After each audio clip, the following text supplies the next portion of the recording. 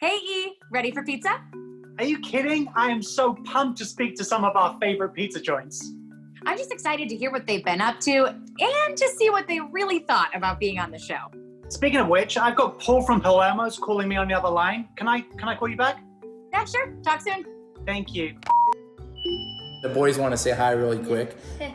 You guys say hi? We still rewatch the episode. We still have it recorded, and we still keep watching Are it. you guys ready to star in your own episode? Yes. Yeah. They're gonna be the third generation. I love that. How excited are you guys to be back on the show? Oh my gosh, my wife heard me scream in the office, and she's like, "What happened?" I'm like, they asked us to be on the curbside edition." So I was just like so happy once again.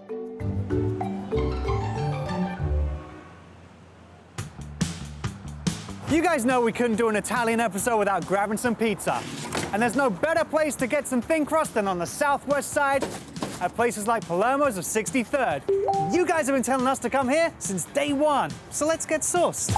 I think you guys give a real good feel about Palermo's. This is exactly how it runs every day. Fun, exciting, and always something going on. Etched in Chicago pizza history. We have an old school Sicilian recipe that my grandma brought back in 1961, and we've kept it the same after 57 years. The pizza is fantastic because it has a sweet sauce. The sweet sauce, the sauce. I love the sauce. Oh, it's the sauce, without a doubt. Best sauce ever. Yep, it's the sauce. Palermo's Chicago's best.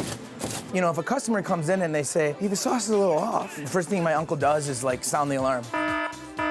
My favorite part was the alarm. That's exactly what my uncle does when the sauce is off. Everything needs to be perfect, just like he made it with my family back in Sicily. But Paul's not giving away any saucy secrets. So tonight, we're whipping up a batch of Palermo's Italian sausage. Frank brought the recipe from Sicily, and it's kind of like his legacy. He won't let anybody in until after 3 p.m. because he's so protective of his secret sauce. It's kind of like Charlie and the Chocolate Factory. No one comes in, nobody comes out. I love those cows that are roaming the streets in Chicago.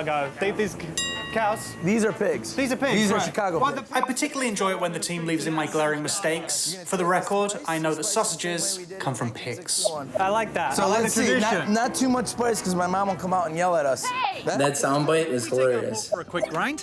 Elliot, what are you doing? You gotta keep I it was in gonna there. show these guys the grinds. No, you gotta mix the spice in. What? Mix it. Yeah, I'm starving. When do we No, eat? mix it.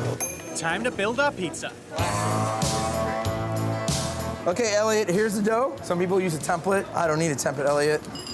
You're just Yeah! a big show-off, Paul. See that? See that? We go heavy on the sauce, right to the edge. There you go. Now our sausage. Pinch push. Pinch push. 10 more of those pinch pushes. Pinch push. Pinch push. Still, to this day, they keep watching it, and they always talk about the pinch and push. They're like, hey, Paul, pinch and push. And I'm like, yeah, pinch and push. And that's even 3 years after it. Pinch push. And top with cheese. Okay, now can we go in the oven? Let's go. While that baby cooks, I'm headed out to the dining room to meet a local legend.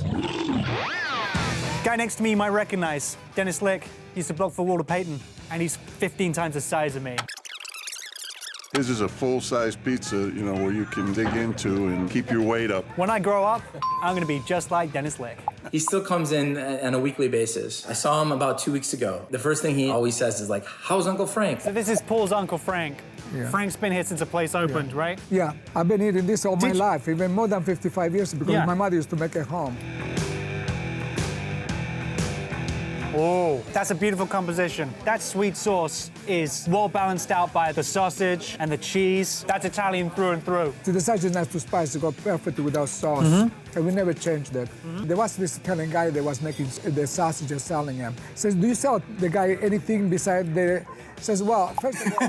The guy talks so much, we had to try and stop him. Okay, hold on 1 second. And the funny thing is when you guys film the episode, that's exactly how he's like. I love my uncle to death. He has so much to say. But sometimes people will come in to pick up a pizza and he would talk to them so much that the pizza, I was concerned the pizza would be cold. So I kind of have to cut it out, you know, like be like, okay, Uncle Frank, let Jeff go or let Dennis go.